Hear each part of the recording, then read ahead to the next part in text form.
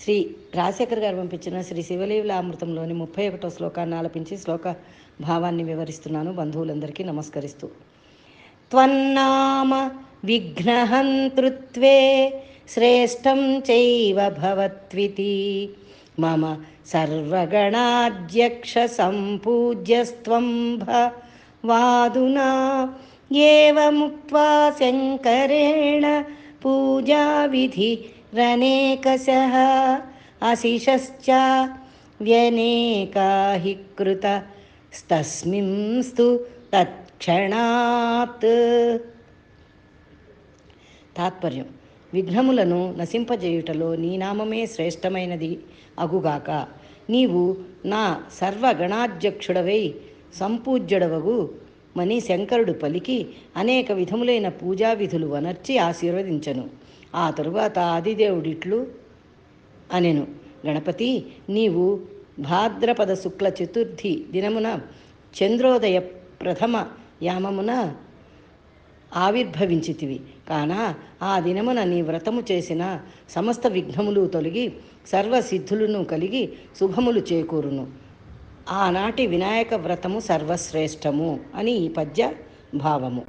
శ్రీ రాజశేఖర్ గారు పంపించిన శ్రీ శివలీలామృతంలోని 32వ శ్లోకాన్ని ఆలపించి శ్లోక భావాన్ని వివరిస్తున్నాను. బంధువులందరికీ నమస్కరిస్తూ. యదంతః స్థాని భూతాని యతః సర్వం ప్రవర్తతే యదాహు పరమం తత్వం సరుద్రస్త్వేక ఏవ హి. తాత్పర్యం: ఎవ్వని యందు సమస్త భూతములు కలవో, ఎవ్వని వలన సకలమును పుట్టుచున్నవో, ఎవ్వడు పరమతత్వ స్వరూపమో అతడు రుద్రుడే అని ఈ పద్య భావము. శ్రీ రాజశేఖర్ గారు పంపించిన శ్రీ శివలీలామృతంలోని 33వ శ్లోకాన్ని ఆలపించి శ్లోక భావాన్ని వివరిస్తున్నాను. బంధువులందరికీ నమస్కరిస్తూ. ఏనేవం భ్రమ్యతే విశ్వం యోగిభిర్యో విచింత్యతే యద్భాసా భాసతే విశ్వం స ఏక త్రయంబకః పరః. తాత్పర్యం: ఎవ్వనిచే జగము సంచరించుచున్నదో, ఎవ్వడు యోగులచే చింతింపబడుచున్నాడో, ఎవ్వని తేజస్సుతో లోకము ప్రకాశించుచున్నదో ఆ త్రయంబకేశ్వరుడే మన పరాత్పరుడు అని ఈ పద్య భావము. శ్రీ రాజశేఖర్ గారు పంపించిన శ్రీ శివలీలామృతంలోని 34వ శ్లోకాన్ని ఆలపించి శ్లోక భావాన్ని వివరిస్తున్నాను. బంధువులందరికీ నమస్కరిస్తూ. శివ ప్రదక్షిణం కుర్యాత్ స్వయమష్టోత్తరం శతం సహస్రమయుతం లక్షం కోటిమన్యేన కారయేత్. శివ ప్రదక్షిణా సర్వం పాతకం నశ్యతి క్షణాన్ దుఃఖస్య మూలం వ్యాధిర్హి వ్యాధేర్మూలం హి పాతకం ధర్మేణైవ హి పాపానామపనోదనమీరితం శివోద్దేశకృతో ధర్మః క్షమః పాప వినోదనే అధ్యక్షం శివధర్మేషు ప్రదక్షిణమితీరితం క్రియయా జపరూపం హిత ప్రణవం తు ప్రదక్షిణం. తాత్పర్యం: శివ ప్రదక్షిణాలు 108 కానీ 1000 కానీ 10,000 కానీ 1,00,000 కానీ 1,00,00,000 కానీ స్వయముగా చేయవలెను, ఇతరులచే చేయింపవలెను. శివ ప్రదక్షిణము వలన తక్షణమే సర్వ పాపములు శమించును. దుఃఖమూలము వ్యాధి, వ్యాధి మూలము పాపము నశించుటకు ధర్మమే చెప్పబడినది. పాప నాశనమునకు శివోద్దేశ ధర్మ ఆదరణీయము. శివధర్మములతో ప్రదక్షిణమే ప్రముఖము. శివధర్మములలో ప్రదక్షిణమే ప్రముఖము. ప్రదక్షిణము ప్రణవ మంత్ర జపతుల్యమైనది. పరమేశ్వరుని ప్రదక్షిణము గావించుట మహాపుణ్యప్రదమైన ఈ స్కాంద పురాణాఖ్యానము వలన స్పష్టమగుచున్నది అని ఈ పద్య భావము. రాజశేఖర్ గారు పంపించిన శ్రీ శివలీలామృతంలోని 35వ శ్లోకాన్ని ఆలపించి శ్లోక భావాన్ని వివరిస్తున్నాను. బంధువులందరికీ నమస్కరిస్తూ. త్రయోదశ్యాం తిథౌ సాయం ప్రదోషః పరికీర్తితః తత్ర పూజ్యో మహాదేవో నాన్యే దేవాః ఫలార్థిభిః ప్రదోషసమయే దేవః కైలాసే రజితాలయే కరోతి నృత్తమానందాత్ పశ్యంత్యాం సురసంపది అతః పూజా జపో హోమస్తత్కథా తద్గుణస్తవః కర్తవ్యో నియతం మర్త్యైశ్చతుర్వర్గ ఫలార్థిభిః. స్కాంద పురాణంలోని పద్యం. తాత్పర్యం: త్రయోదశి నాటి సాయంకాలమునకు ప్రదోషము అని పేరు అని ప్రసిద్ధి. ఫలాకాంక్షులు మహాదేవుని పూజ ఆ సమయమున వనర్చవలెను, ఇతర దేవతలకు కాదు. ప్రదోష సమయమున కైలాస రజితాలయమున దేవసభా మధ్యమున దేవతలు ఎల్లరూ చూచుచుండగా మహాదేవుడు ఆనందంతో నృత్తమొనర్చును. పురుషార్థములను అభిలషించు మానవులు తప్పక నియమముగా శివపూజ జపహోమ కథ కీర్తనాదులను వనర్పవలెను అని ఈ పద్యభావము.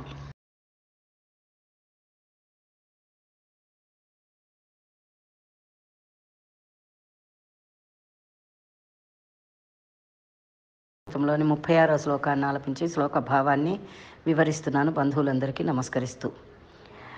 భవతో పూజనం కృత్వా శివాశంకరయోరహం స్వబుద్ధ్యా హి సముద్రాంతా పృథ్వీ కృత పరిక్రమః ఇత్యేవం వచనం వేదే శాస్త్రే వా ధర్మసంచయే వర్తేత కించ తథ్యం నహి కిం తథ్యమేవ వా. పిత్రోశ్చ పూజనం కృత్వా ప్రక్రాంతిం చ కరోతి యః తస్య వై పృథివీజన్యో ఫలం భవతి నిశ్చితం అసహాయ గృహే యో వై పితరౌ తీర్థమాస్రజేత్ తస్య పాపం తథా ప్రోక్తం హసనే చ తయోర్యథా పుత్రస్య చ మహత్తీర్థం పిత్రోశ్చరణపంకజం